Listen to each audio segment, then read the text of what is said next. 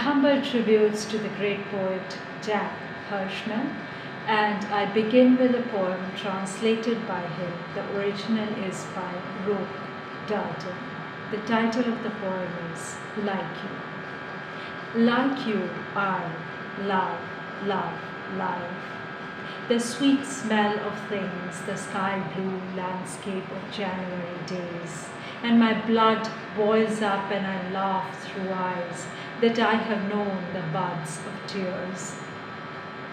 I believe the world is beautiful and that poetry, like bread, is for everyone. And that my veins don't end in me but in the unanimous blood of those who struggle for life, love, little things, landscape and bread. The poetry of everyone. And now, 2 or 3 of his very famous poems. The first one is called Poet's 11th Poem. Between the page with the heart and the mind wrestling upon it, and the ear which later will receive those limbs of light as perfect harmony, there's a stillness whose volume speaks words of words defiant of measure. Treasures of the unsayable, secrets of the ever-beginning enchantment, and the never-ending gathering at the lips of the kiss of the poem.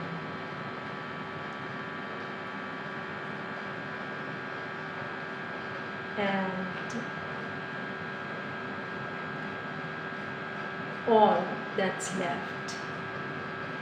All that's left in the world, whether in Cuba, Venezuela, Bolivia, as well as in China, Japan, the United States, Europe, the Middle East, Africa, all of them cannot, despite their resistance, despite their refusal, stop this march of death, because they, as well as all that's right in the world,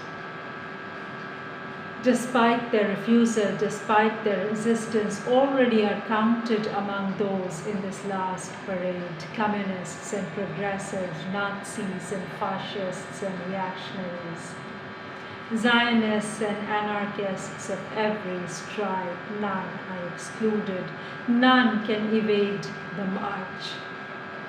This one's not coming with hammer and sickles or swastikas, or flags of any land. This one's the march to all wars, surrender to. This one's the march, all wars, surrender to. But when comes the unanimous cry? When will it really happen if death is peace? When can I truly die?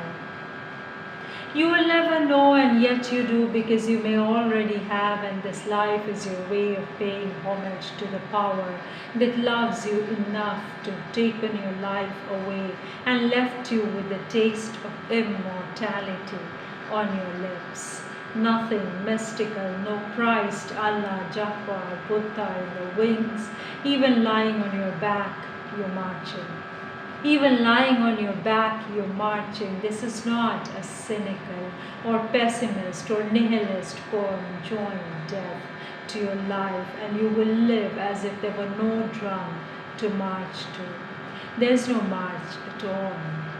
You're done. All will be well for all.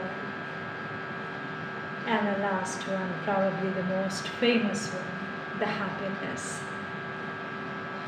There's a happiness, a joy in one's soul that's been buried alive in everyone and forgotten. It isn't your barroom joke or tender, intimate humor or affections of friendliness or big, bright pun. They are the surviving survivors of what happened when happiness was buried alive, when it no longer looked out of today's eyes and doesn't even manifest when one of us dies. We just walk away from everything alone, with what's left of us going on being human beings, without being human, without that happiness. Thank you so very much. tributes again.